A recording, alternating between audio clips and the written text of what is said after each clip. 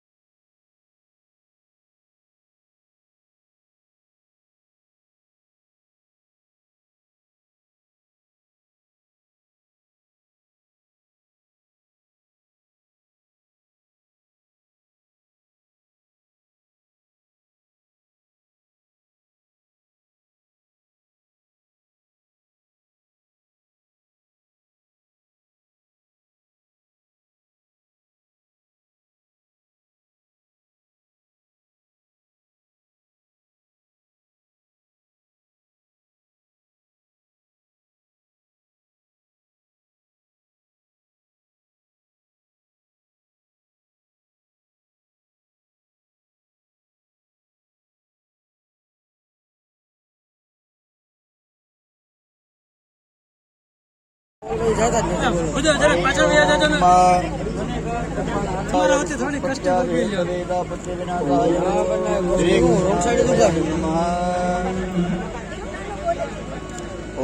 નમો ભગવતે વાસુદેવાય નમઃ. મુરારી નાથ નારાયણ વાસુદેવ.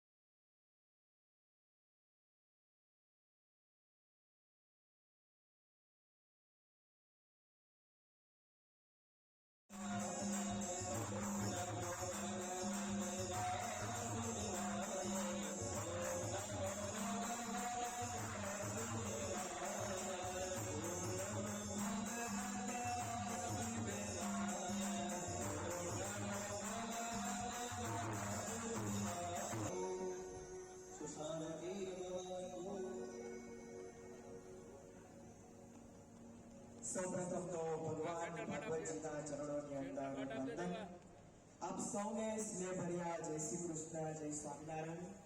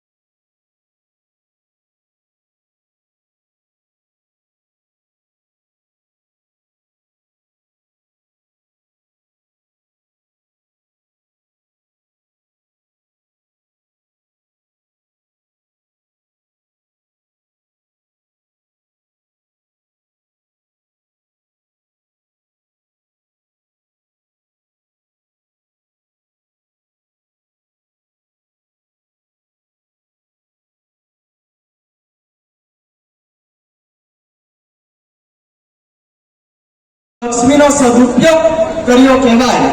અને ત્રીજો છે લક્ષ્મીનો દુરુપયોગ, કે આપણે વ્યસન અને દૂષણ પાછળ લક્ષ્મીને વાપરીએ તો એનો દુરુપયોગ થયો કહેવાય.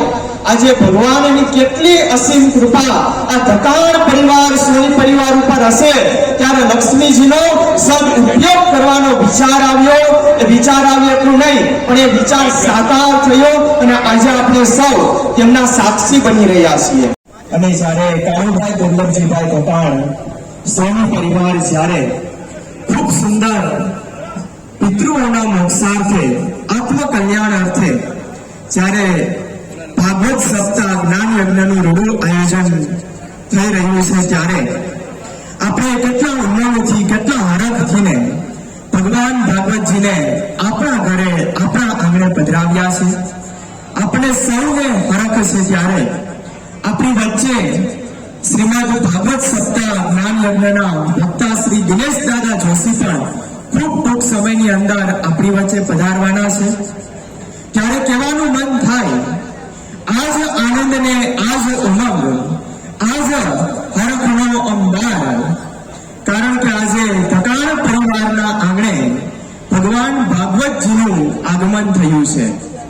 કેટલા વર્ષોથી આપણે બધા રાહ જોતા હતા આ અવસરની, અને એ અવસર આજે આવ્યો છે. અને એટલા માટે આજનો દિવસ અને આવનારા 8 દિવસો આપણા માટે ખૂબ આનંદની અંદર પસાર થવાના છે. ત્યારે તમારા આવવાથી મહેફિલના જાન આવી ગઈ, સૂકી આ ધરા પર જાણે મનગમતી મોસમ આવી ગઈ, સૂકી આ ધરા પર જાણે મનગમતી મોસમ આવી ગઈ. અવસર છે રૂડો આજ આંગણે ને મૈયે હરખ ગણો વર્તાય છે. આપ તણી હાજરી નિરખી આમ આંખલડી આજ ઉભરાય છે, આમ આંખલડી આજ ઉભરાય છે. શ્રીમદ ભાગવત સપ્તાહ એક એવી ખૂબ સુંદર મજાની કથા છે. ત્યારે આપણે દિનેશ દાદા નું ભાવભર્યું આગમન અને સ્વાગત કરવું છે. ત્યારે તેમનું જ્યારે આગમન આપણી વચ્ચે થાય ત્યારે આપણે એક વાતનું ખાસ ધ્યાન રાખીશું કે આપણે બધા આપણી જગ્યાએ ઊભા થઈ તેઓને પૂરતું માન અને સન્માન આપીશું. એવું કેમ? એવું એટલા માટે કારણ કે ભગવાન ભાગવતજીનું આપણે સન્માન કરીએ છીએ, ભગવાન ભાગવતજીની પધરામણી આપણે કરાવીએ છીએ. અને જે વક્તા જે વ્યાસપીઠ ઉપર બેસે છે, કારણ કે વ્યાસપીઠ એટલે જ કહેવાય છે કારણ કે વ્યાસજીનું સ્વરૂપ છે, એવા વક્તાશ્રી આપણી વચ્ચે જ્યારે ખૂબ ટૂંક સમયની અંદર પધારવાના છે, ત્યારે આપણને પણ ખૂબ હરખ અને આનંદ છે. હોય અને વિશ્વ વંદનીય બ્રહ્મ સ્વરૂપ યોગી બાપાનું આ જન્મ સ્થાન હોય, ત્યારે આવા ખૂબ સુંદર પવિત્ર ગામની અંદર આપણે સૌ કોઈ ભગવાન ભાગવતજીની કથાનું શ્રવણ કરવાના છીએ. ત્યારે મારે તમને એક વાત અવશ્ય કરવાની થાય. આપણે બધા આ ભાગવત સપ્તાહ શું કામે કરીએ છીએ? તો કે સર્વ પિતૃઓનો મોક્ષ થાય એટલા માટે. થશે કે નહીં થાય, જે કઈ શ્રવણ કર્યું એનું અનુકરણ ન કર્યું ને એટલું આપને નડશે, બાકી બીજું કઈ આપણને નડવાનું નથી. ત્યારે ઇતિહાસ જેનો લાગે સૌને વાલું, તમે ક્યાં જઈને વસીએ દુનિયામાં, પણ આ ધામ છે સૌનું પ્યારું, આ ધામ છે સૌનું પ્યારું. ત્યારે આપણા જે વક્તાશ્રી છે તેમનો પણ આપણે પરિચય પ્રાપ્ત કરી લઈએ. શ્રી દિનેશ દાદા જોશી, તેમનો આપણે પરિચય પ્રાપ્ત કરીએ. ખૂબ શાંતિથી આપણે પરિચય સાંભળીએ, કારણ કે જેટલો આપણને પરિચય થશે એટલું આપણું વક્તા સાથેનું જોડાણ વધારે થશે, એટલે આપણે કથા પણ સારી રીતે સાંભળી શકીશું. શ્રી દિનેશ દાદા જોશી ખૂબ વર્ષોથી શ્રીમદ ભાગવત સપ્તાહ કરે છે. હાલોરિયા ગામની અંદર તેઓનો જન્મ થયો. હાલ અમરેલીની અંદર તેઓ રહે છે. તેઓએ પોતાનો પ્રાથમિક અભ્યાસ હાલોરિયા અને ગોપાલગ્રામ હાઈસ્કૂલમાંથી કર્યો, અને ત્યારબાદ અમદાવાદમાં સોલા ભાગવત વિદ્યાપીઠ, જે પરમ પૂજ્ય કૃષ્ણ શંકર શાસ્ત્રીજીની સંસ્થા, તેમાંથીને શ્રી દિનેશ દાદા જોશીએ વેદ, ઉપનિષદ, ભાગવત, ગીતા, વ્યાકરણ, સાહિત્ય આ તમામ વિષયોની અંદર BA, BEd સુધીનો અભ્યાસ કર્યો. અને ત્યારબાદ સોલા ભાગવત પીઠની અંદર જ તેઓએ ભાગવતજીની દીક્ષા લીધી. ત્યારબાદ બિલખાની અંદર આનંદ આશ્રમ આવેલો છે, ત્યાં સંસ્કૃત વિદ્યાલયની અંદર પણ તેઓએ ખૂબ સારો અભ્યાસ કર્યો છે અને ભણાવ્યા છે.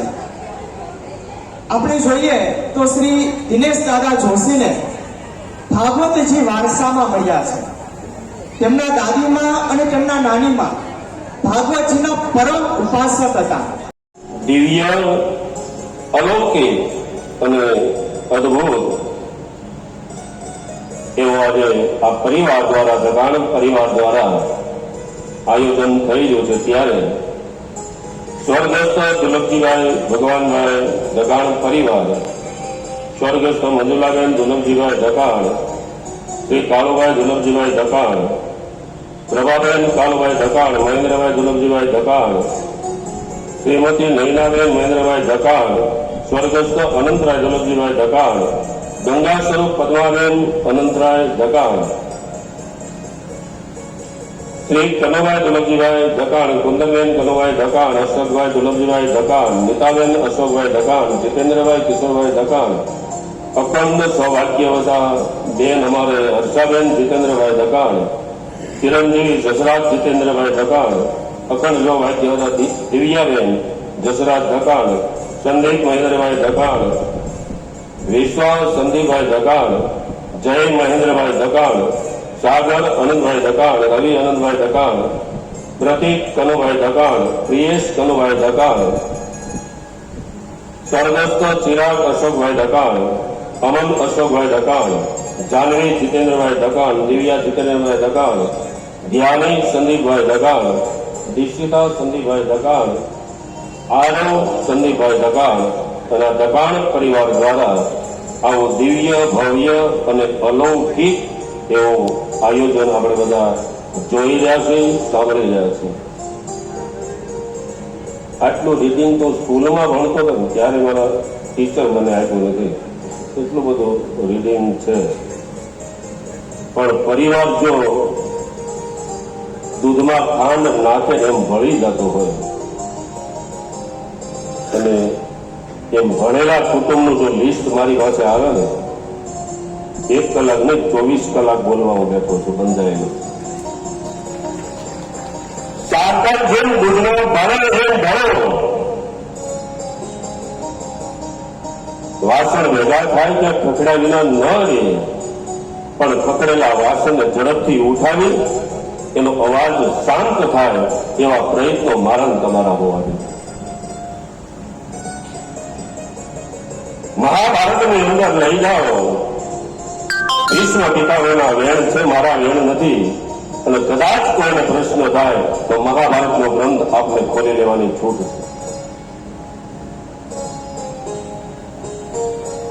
આજે મારા તમારા સંતાનો યુવાન અવસ્થામાં આવે અને જે વિભાજન કરવામાં દોટ મૂકી રહ્યા છે, નોખું કરવામાં જે દોટ મૂકી રહ્યા છે, મહાભારતની અંદર ભીષ્મ પિતામહે કીધું છે કે કુટુંબ વિભાજન થશે, નોખા થશો અને આવનાર સમયમાં ભવિષ્યમાં તમારી ત્યાં થનાર સંતતિ વાસના, વિકાર અને વિકૃતિ વાળી જન્મ છે 100% છે લખેલું. ક્યારે વાસના, વિકાર અને વિકૃતિ વાળી નહીં બને, એ સંસ્કારી બનશે અને મા બાપના સંસ્કારો, ધર્મ, જ્ઞાન એનામાં ઉતરશે. બહુ મને આવું ગમે, પરિવાર ભેગો થઈને એક થઈને કામ કરે. જગત મનીનો કાળિયો ઠાકર આજે મંદિરમાં બેઠો બેઠો રાજી હશે. મારો દગાણ પરિવાર આજે મારા ગુણગાન કરાવી દે. કૃષ્ણને મેળવવાની જ્યાં સુધી જંગમાં ન જાગે, રૂવાડાની અંદર કૃષ્ણ તત્વ ન આવે ત્યાં સુધી આ કૃષ્ણ તત્વ અને ભાગવત મને તમને નહીં સમજાય. અલૌકિક, અદભુત અને પવિત્ર એવો ધર્મગ્રંથ આપણો ભાગવત છે. અતિ મૂલ્યવાન આપણા સનાતન હિન્દુ ધર્મની અંદર જો કોઈ પવિત્ર ગ્રંથો હોય તો 2 ગ્રંથો હોય, હું બધા જ કોઈ પવિત્ર ગ્રંથો છે, કોઈ ગ્રંથોનો ઓલું નહીં, પણ એમાં 2 મુખ્ય છે, એક ભાગવત ભગવાન અને બીજી છે એ રામાયણ.